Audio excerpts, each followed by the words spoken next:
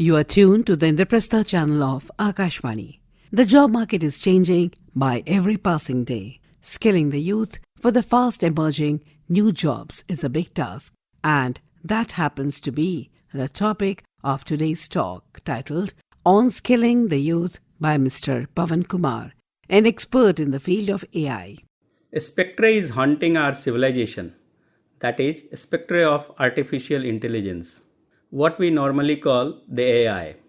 Will the AI, automation, and related advancements in technology take away our jobs and cause huge human unemployment? Or is the tech revolution going to deliver on its promise of transformational changes at the workplace, the economy, and the society for good? Or is it going to be disruptive? If the answer is yes, then what would be those consequences? And are we ready to face them? The youth entering high school today will step into tech transformed job market in the next few years. The existing workforce of industry is already exposed to such technological disruptions, that is massive unemployment and layoff in tech companies across the globe.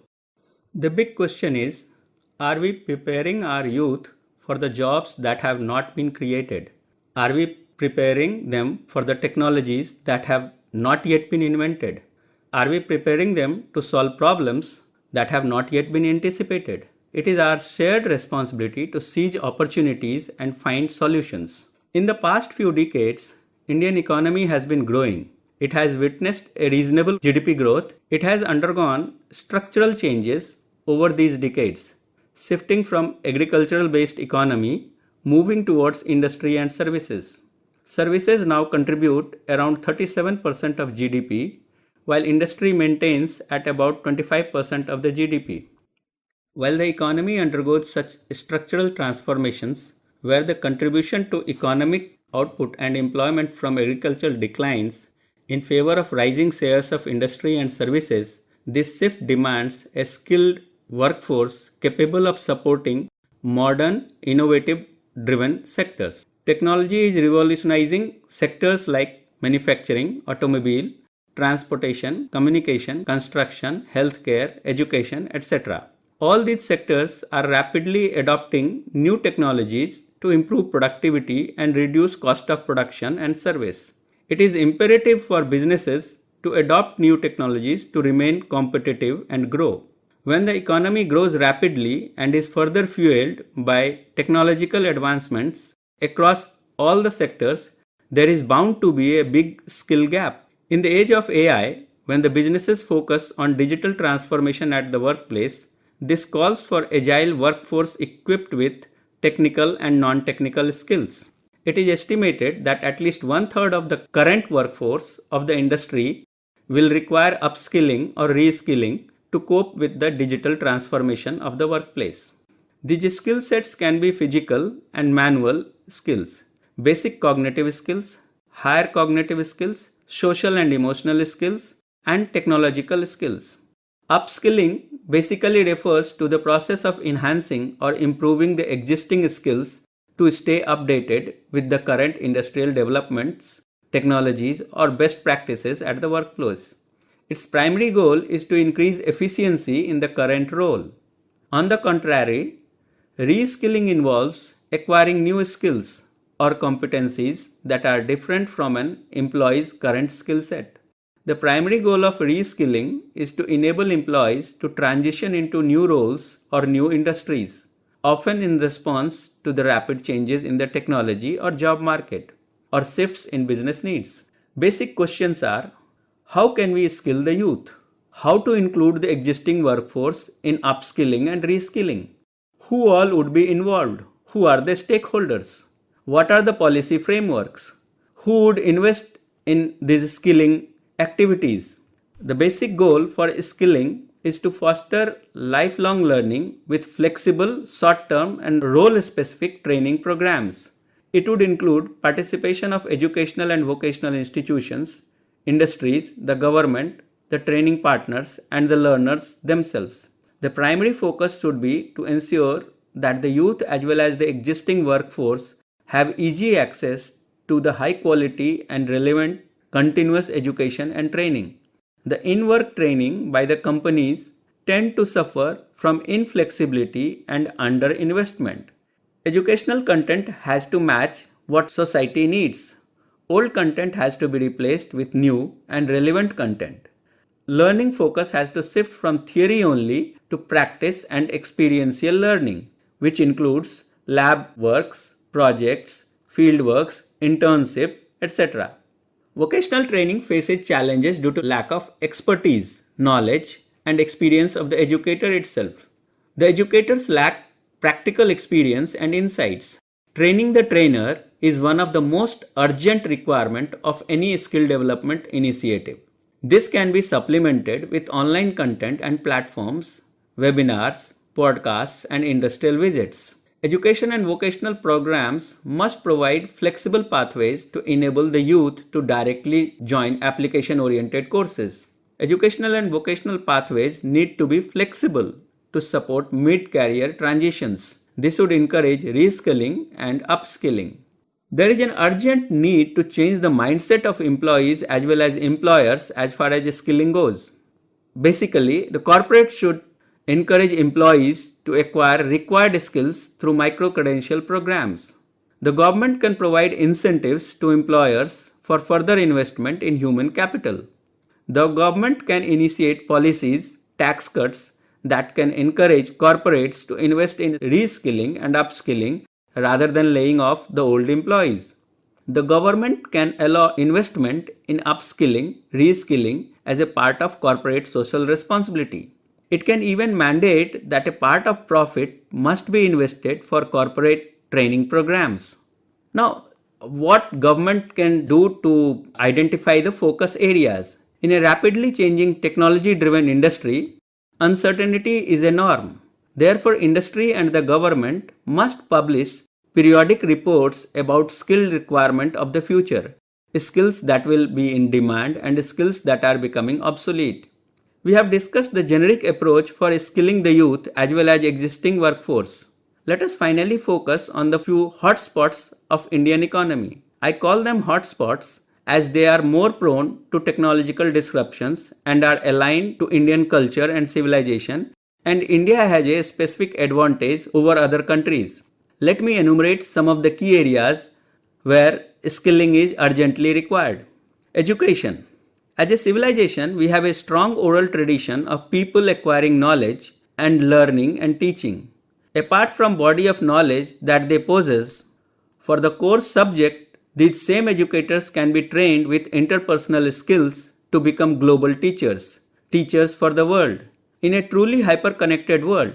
For this, they would be required to be proficient in the usage of digital technology and foreign language communication. AI assistants can help them in communication. Healthcare. Indian doctors are known world over. Similar is the case of Indian nurses. Doctors and nurses should be encouraged and incentivized to acquire interpersonal skills that can enable them for global employment. This would include skills related to communication, digital literacy, awareness of cultural and social diversity, along with empathy training. Even the paramedical staffs can opt for global employment in the hyper-connected world with AI assistant. Government can assist them in overcoming the regulatory concerns for working overseas. Next, palliative care. Developed world is already aging, and so will India in the next few decades. There is a huge requirement of a skilled workforce to take care of old people and patients with palliative care. India already has an advantage as it has relatively young demography of English-speaking people and semi-skilled manpower in terms of nurses. They can be trained to take care of palliative care patients. They can be augmented with interpersonal skills and diverse cultural sensitivities to take up employment across the globe. Use of AI assistants can help them cross the language communication barrier. Engineering. AI disruptions would need proficient AI engineers across all engineering disciplines to communicate between AI systems and the existing machineries. Their structured communication skills will enable them to interact with modern machine tools, robots, etc., and the AI system in a seamless and frictionless manner, saving time and energy. Manufacturing sector. Shop floor workers need to skill themselves in the usage of new machine tools and robots. AI powered robots and machines can perform repetitive, mundane, or hazardous tasks, freeing up human workers to focus on more complex and value added activities. Their robotics usage skills will help them to retain their existing jobs. Banking and finance. India has the largest population of English speaking people as well as a very large population of skilled manpower which is working for banking, finance and insurance companies for domestic as well as global markets. These young professionals should be encouraged to acquire skills related with global insurance, finance, artificial intelligence, etc.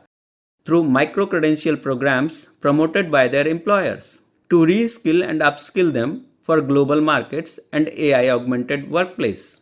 Handyman services. India is the largest supplier of handyman to the countries of Middle East.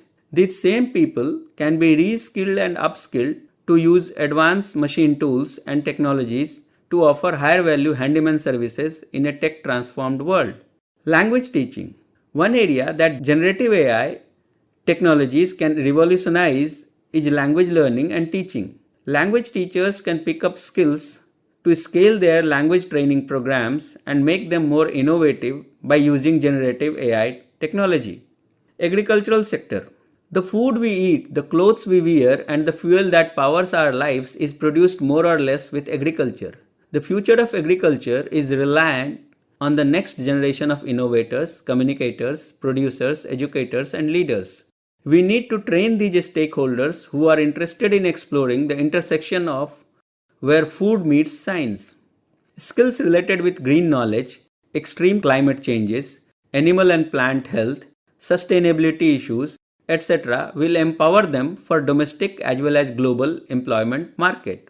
Food processing industry. There is a large opportunity in the field of food processing for a skilled workforce. These skills include awareness and expertise related with health guidelines, rather international health guidelines, international foods and drugs guidelines, standard and safety regulations of different countries, etc. This will enable them for global employment. Towards the end, let me conclude with digital transformation of the workplace. Apart from technical skills, that is the core body of knowledge, non-technical skills of digital operacy and communication is mandatory for skilling the youth for future. With digital transformation of the workplace, periodic upskilling and reskilling will become the norm for almost all sectors of the economy. No economic sectors will remain untouched. Professionals who require higher cognitive skills at workplace must invest extra time and money for upskilling themselves. Employers may not invest in them as they may leave the organization sooner. They must foster lifelong learning as a way of life, else perish.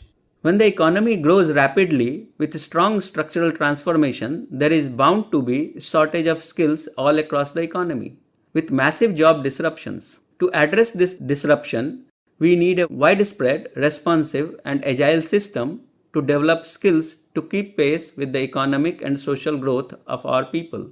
Skilling India's youth is not only about preparing them for jobs, but it is also about building a stronger, robust, and resilient economy. By focusing on vocational skill training along with current formal education, country can transform the human capital into a powerful economic engine. At the end, I would finish by saying, our country badly needs skill revolution to empower the unemployed people with jobs, thereby enabling continuous rise in living standards for all in the post-AI era. Thank you. You just heard a talk titled On Skilling the Youth by Mr. Pawan Kumar, an expert in the field of AI. This broadcast came to you on the Indraprastha channel of Akashvani. Please stay tuned in for our next broadcast that follows shortly.